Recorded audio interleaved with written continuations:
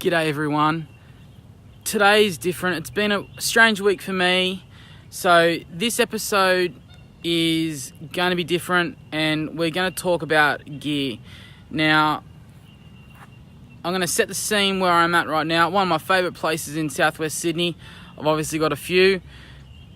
Let's have a look at the location.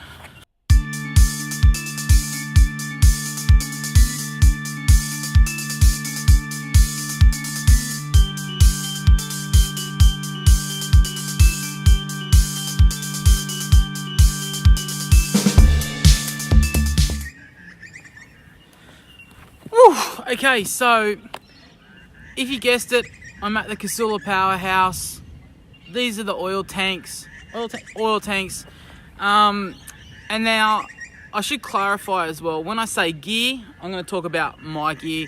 The gear I use to take these photos for the newspaper, and I want to talk about it, the lenses, the cameras, and what I like about them and what I use them for primarily, what sort of photo I would take with a wide angle, So let's get into it.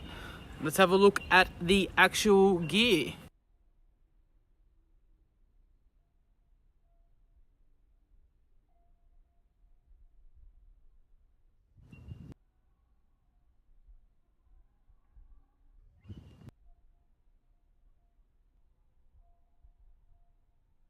Okay, so I hope you've all worked out where I am. As I said, one of my favourite places in southwest Sydney, the CASULA Powerhouse. These are the oil tanks, always changing. Great place to take photos as well, and video as it might be. Anyway, so as I said, we're going to talk about gear. We're going to talk about my gear. So you've seen some of the stuff already, so let's talk about it. This is my Canon 1D Mark IV with the 16-35mm L lens, f2.8 opening, aperture opening. This is my go-to piece of equipment. I use it for nearly everything. Like, this lens is like could be nearly glued to this body. That's how much I use it. I use it for portraits. I use it for environmental portraits. More so, I use it for sport portraits, those editorial sport portraits, you know, with the green grass, the blue sky, flash coming in off the side, group photos.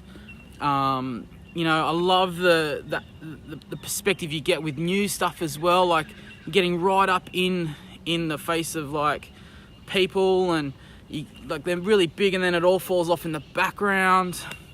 I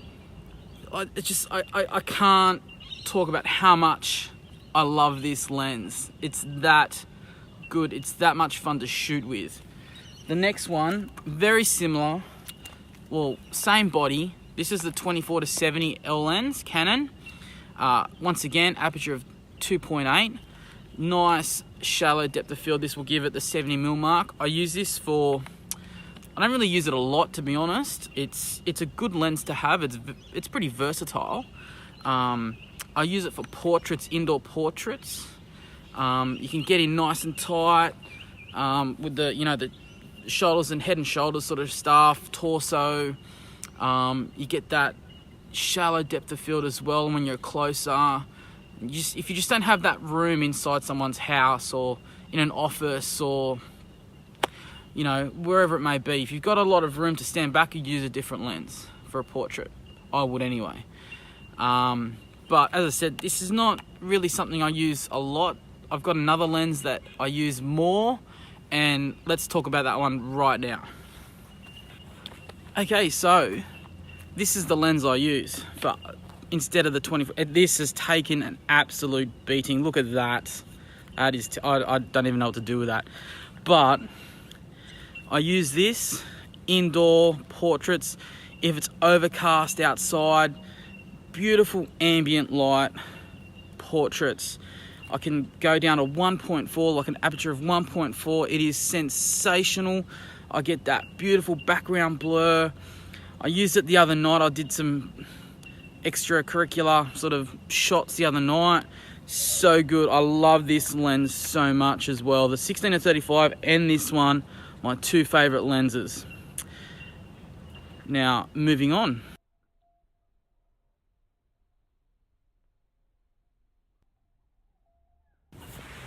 Okay, so final lens I have, or it's the main lens in the kit. I've got another lens, but I'm not going to bother with that one today.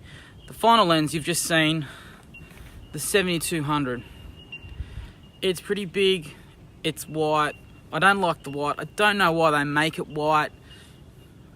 I don't know. Anyway, this is a pretty cool lens as well. I use this for portraits, like single people portraits, maybe a double person portrait. These are really good if you've got that, as I said earlier, you have that room where you can go back and you can zoom it into the 200, go down to open up to the f2.8, and you go in nice and tight. I took some yesterday for some high school students. You can't even tell what was in the background of the photo. It's so, you just get that out of focus, blurry, beautiful background that it just looks like a marble in the background. It's sensational, really nice. Once again, the 2.8, you can use it in low light conditions. I use it for sport as well when it's a smaller field, or I've forgotten the I shouldn't say that. If I don't have the bigger lens, I only really use it on the weekends like today, which is, the other lens is a 300mm fixed f2.8. Super good for sport. It's all I ever really use it for. I'm going to use it for rugby this afternoon. And then on to the other stuff now.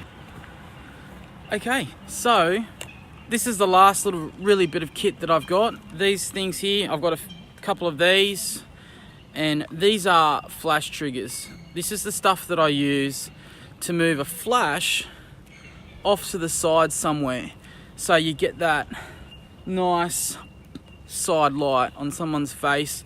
Obviously it's a bit further away, but you can just, these sorts of stuff opens up that creativity to your photos that you don't get from the ambient light. Like, or you can get it from it, like if you have a window light, like remember when I said indoors, like a nice window, putting someone next to a nice window with their 35mm Sigma, beautiful, so good, so simple, it works every time. But I like use this a lot outdoors, like I said, for the sport portraits, for editorial portraits as well, people with signs, you know, they're holding up petitions, plans. You can shoot into the sun, like backlight someone and then fill light back into the subject, the person that you're photographing. Once again, it just as I said, it opens up that realm of possibilities for your photography that you couldn't get otherwise. And it's so much nicer than having on top of your camera, and it's just this, you know, light comes straight out from your camera, having on someone's side of the face, beautiful.